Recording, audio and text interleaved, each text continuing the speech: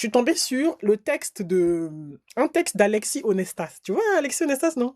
Oui, celui l'éditeur, non? Oui, Domax Oui, Books. l'éditeur qui fait il édite les biographies, édite les traductions des biographies des stars américaines. Exactement. Et donc, du coup, Mhm. et lui, il a écrit Mais on a une interview de lui sur Afro Livresque. Tout à fait.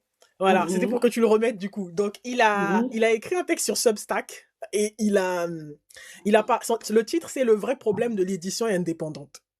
Ah, ah. Et en fait, et là, tu vois, quand tu mets en parallèle ce que l'un dit et l'autre, c'est vraiment genre deux salles, deux ambiances, tu vois. Oui. Parce que, alors, je vais juste vous lire une petite partie de ce qu'il a dit, parce que l'autre Mhm. en face, qui est lui dans une grande maison d'édition avec plein de moyens et tout, il met des sous, il met de l'énergie dans des trucs auxquels il croit même pas, Oui.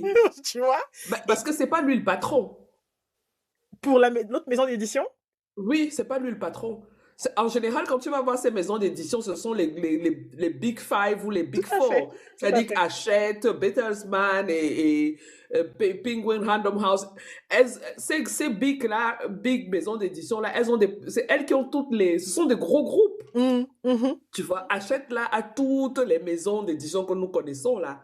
Mais quand tu ne connais pas les coulisses, tu te dis que ce sont des maisons d'édition indépendantes. Ça appartient au même groupe.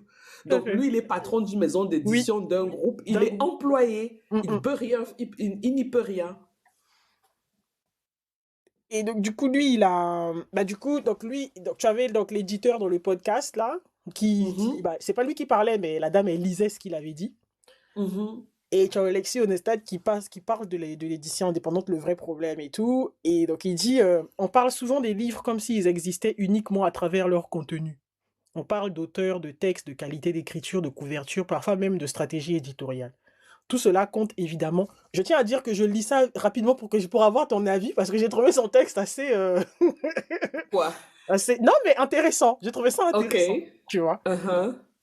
Mais avec le temps, j'ai compris que ce n'était pas là que tout se jouait. Un livre peut être excellent, nécessaire, parfaitement édité et pourtant ne jamais vraiment exister. C'est vrai. Non parce qu'il est mauvais, mais parce qu'il reste invisible. Oui. C'est ça le vrai problème de l'édition indépendante. Pendant longtemps, j'ai pensé que la qualité suffisait, que si le travail était Mhm. bien fait, si les textes étaient justes, si l'intention était claire, alors les livres finiraient par trouver leur chemin. C'est une Pas idée du tout. rassurante, mais elle est incomplète. Parce qu'un livre qui n'existe pas uniquement... Alors, parce qu'un livre n'existe pas uniquement par ce qu'il contient, il existe par sa capacité à être trouvé. Est-ce C'est qu'il est ça. présent en librairie? Est-ce qu'il est visible parmi des centaines d'autres? C'est Est-ce qu'un ça. libraire peut le recommander, le défendre, le mettre en avant? Est-ce qu'un lecteur peut tomber dessus sans même le chercher? C'est ça. Si la réponse est non, alors le livre reste silencieux. Même s'il C'est mérite d'être lu, même s'il pourrait transformer quelqu'un, même s'il est objectivement un bon livre. Ben, Après, dans il le continue. domaine de l'édition, ça s'appelle la découvrabilité. J'ai failli parler en anglais. La découvrabilité, c'est un mot technique. Oui. Le livre doit être découvert par le lecteur.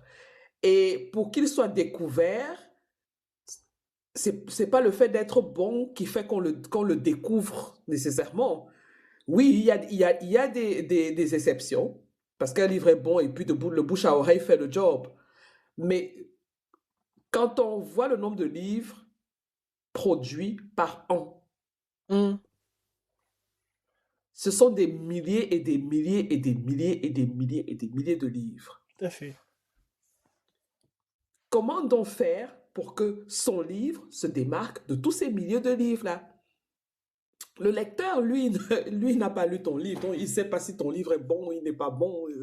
Je veux dire, comment il va découvrir ça? Mm, Donc, c'est pour ça qu'il faut mettre toute une machine en marche. La promotion, même ça va jusqu'aux mots-clés, même jusqu'au titre. Tu as montré le livre de Patrick tout à l'heure. oui, Tu as vu le titre, Femmes africaines et indépendance financière. Ce n'est pas un hasard. C'est des mots spécifiques qu'on choisit par rapport à la thématique et par rapport à la cible mm, à qui on s'adresse. Parce que cette cible-là, quand elle va sur les moteurs de recherche, elle tape quelque chose, tu vois. Elle tape un mot-clé tout à fait. et il faut que les algorithmes soient capables de faire remonter le livre qui correspond à ce mot-clé-là. Les mots-clés, tu les retrouves dans la quatrième de couverture. Les mots-clés, tu les retrouves dans la biographie. Donc, c'est toutes ces techniques-là qui font qu'un livre, petit à petit, peut un peu sortir du lot. Bien entendu, il y a le côté promo. Oui. Quand tu regardes la machine que certaines maisons d'édition ont, comme le monsieur disait, pourquoi le pauvre petit auteur qui a sorti son livre, qui n'a même pas mis 500 euros de promo, pense qu'il va être connu par rapport à celui à qui on a mis 10 000 euros Ah, ça, de marketing. oui. Ben, ben, on parlait de Imbolombo tout à l'heure. Elle a été connue avant même que son livre ne sorte parce qu'elle a eu un deal de 1 million de dollars. Ah oui, je me rappelle de cette histoire. Ben voilà, Elle a été propulsée, mais... c'est ça. Et puis, il Quand y a eu une aussi maison l'histoire d'édition d'Oprah, je crois. achète des droits d'un livre à 1 million de Ouais, dollars, ouais. le livre là doit marcher. C'était avant ou Il est après hors Oprah? des questions qu'il échoue. Hein? C'était avant ou après Oprah, le book club? Non, non, c'était avant Oprah. Hmm, C'était avant Oprah. Oprah a pris son livre dans le book club parce que justement, on en a beaucoup parlé. hmm, Mais le deal avait été fait ici à la foire du livre de Francfort. Personne ne savait. Les gens se demandaient même qui était l'agent, qui était la maison, qui était l'auteur, parce que c'était son premier roman, on ne la connaissait pas. On ne connaissait pas son visage. Donc, c'est vraiment l'agent qui a eu le flair et qui a su, parce que ça s'est vendu aux enchères, ici à la foire de Francfort, oui. Ça s'est vendu aux enchères. Donc, elle a pu avoir un deal de 1 million de dollars parce que le livre était dans l'air du temps. C'est pas que le livre était le plus beau livre de la Terre, non. C'est que les experts, les éditeurs, les agents, ils ont le flair grâce à leur expérience. Ils ont le flair, donc ils savent ce qui peut rapporter de l'argent. Donc, quand une maison d'édition décide d'investir 1 million de dollars, Il veut la rentabilité. ça c'est le deal. C'est Tu ça. penses que le budget de Pour marketing la sera promo, ça va être combien? combien? C'est clair. Et tu penses que quand ils investissent, ça c'est pour perdre?